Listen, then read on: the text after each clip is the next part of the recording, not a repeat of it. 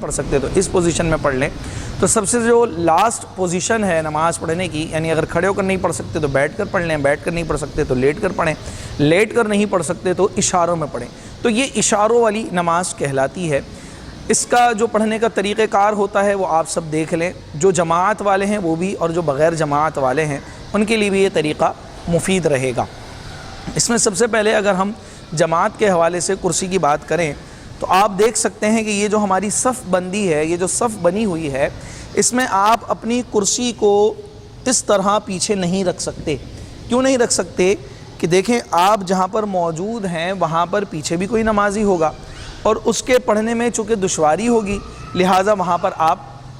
اس طرح آپ کرسی نہیں رکھ سکتے۔ اچھا، اس طرح لوگ کرسی رکھتے کیوں ہیں؟ وہ یہ سمجھتے ہیں کہ اگر ہم پیچھے کرسی کریں گے تو ہم صف والوں کے برابر آ جائیں گے، لیکن جب وہ بیٹھیں گے تو لازمی سی بات ہے کہ وہ پیچھے ہوئے ہوں گے اور نمازی حضرات جو ہے وہ ان کی صف آگے کوئی بھی ہوگی، تو یہ مناسب نہیں ہے۔ اس کا طریقہ کار آسان سا یہ ہے کہ وہ اپنی کرسی کو اس جگہ پر رکھے، یعنی صف کے ساتھ بالکل ملا کر وہ اپنی کرسی کو رکھے گا۔ پھر اس کے بعد اب جب اس میں نماز ادا کرنی ہے تو ہمارے یہاں پر لوگ اس طرح کے مغالطے کا شکار ہیں کہ کرسی پر بیٹھ کر نماز پڑھ رہے ہوتے ہیں لیکن ان کی درستگی اس کے اندر نہیں ہوتی، درست طریقے سے نہیں پڑھ رہے ہوتے۔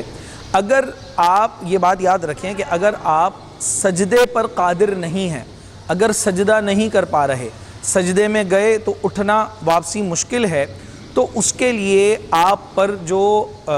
کھڑا ہونا ہے، جو قیام کرنا ہے نماز کے اندر، وہ ساقط ہو جاتا ہے۔ ٹھیک ہے، یعنی اگر آپ سجدے پر عبور نہیں رکھتے، سجدہ ادا نہیں کر سکتے، یا سجدے میں گئے تو واپسی نہیں آ سکتے، اگر چلے گئے تو پھر اٹھ کر بیٹھ نہیں سکتے، اگر اس طرح کے مسئلے مسائل ہیں تو پھر آپ بیٹھ کر ہی نماز ادا کریں گے، یعنی جو قیام ہے، جو کھڑا ہونا ہے نماز میں، وہ آپ کا ساقط ہو جائے گا۔ پھر اس صورت میں کیا کریں؟ اس صورت میں آپ پوری نماز بیٹھ کر پڑھیں گے، اس طرح سے، اس طرح پوری نماز آپ بیٹھ کر ادا کریں گے۔ اور کھڑے ہونے والا معاملہ کیا ہے کہ یہ کھڑے ہونا، تو اس میں یاد رکھیں کہ وہ لوگ جو سجدے پر قادر ہیں، سجدے پر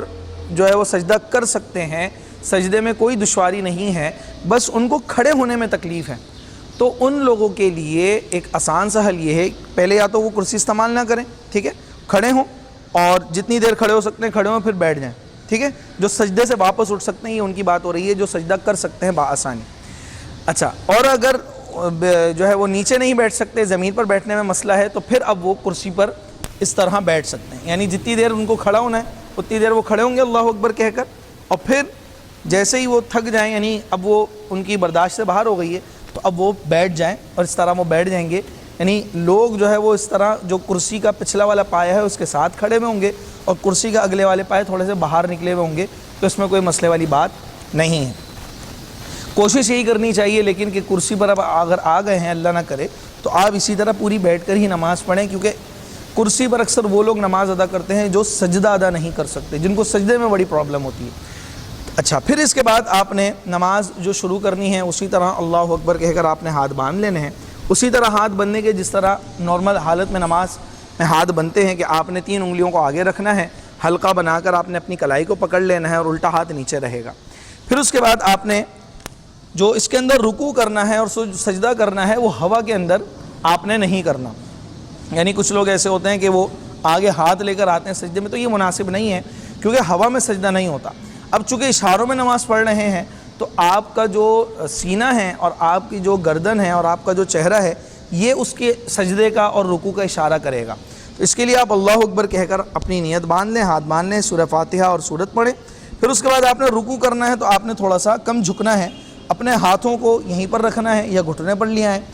اس کو بس تھوڑا سا جھکیں، یہ آپ کو رکوع ہو گیا۔ اس کے بعد سمیع اللہ لمن حمیدہ، پھر سجدے میں جائیں تو آپ ہاتھوں کو یہی رکھیں گے، ٹھیک ہے، اور گھٹنوں سے تھوڑا سا پہلے، اور پھر آپ نے سجدے کے لیے تھوڑا سا مزید جھک جانا ہے، زیادہ جھک جانا ہے۔ پھر جب آپ قومے میں آئیں، یعنی سجدے کے بعد جب آپ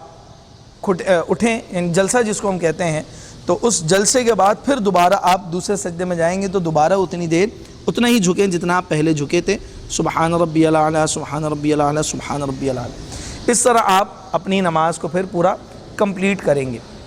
اور چونکہ میں بتا چکا ہوں کہ اب کھڑے ہونے کی ضرورت نہیں ہے، تو آپ اسی طرح بیٹھے بیٹھے ہی ہاتھ باندھ لیں گے اور پھر پوری نماز اپنی ادا کریں گے جس طرح نماز ادا ہوتی ہے۔ اب چاہے آپ جماعت کے اندر موجود ہوں یا جماعت کے باہر ہوں، آپ نے یہی طریقہ اپنانا ہے۔ ہاں، اس میں ایک گنجائش یہ نکل سکتی ہے کہ اگر آپ جماعت میں موجود نہیں ہیں تو پھر آپ کرسی کو آگے پیچھے کر سکتے ہیں، لیکن جب آپ جماعت میں ہوں گے تو آپ نے اسی طرح نماز ادا کرنی ہے۔ اچھا، پھر کچھ لوگ صوفے پر ادا کرتے ہیں، کچھ لوگ کسی طریقے سے۔ تو اب اگر دیکھیں کہ شرعی عذر آ چکا ہے، سجدہ ادا نہیں کر پا رہے، پاؤں میں کوئی چوٹ ہے یا کوئی ضعیف مطلب اتنا زیادہ ہو گیا ہے کہ اب وہ پاؤں کو موڑ نہیں سکتا زیادہ، تو پھر وہ کسی بھی چیز پر بیٹھ کر، کسی بھی چیز سے مراد یہ ہے کہ کرسی یا صوفے وغیرہ پر بیٹھ کر نماز ادا کر سکتا ہے۔ طریقہ کار میں نے آپ کو بتا دیا ہے، طریقہ کار پورا یہی رہے گا، اور چونکہ سجدے پر قدرت نہیں رکھتا تو اس لیے اب اس کو کھڑے ہونے کی بھی حاجت نہیں ہے۔ یقیناً آپ کو ہماری یہ ویڈیو سمجھ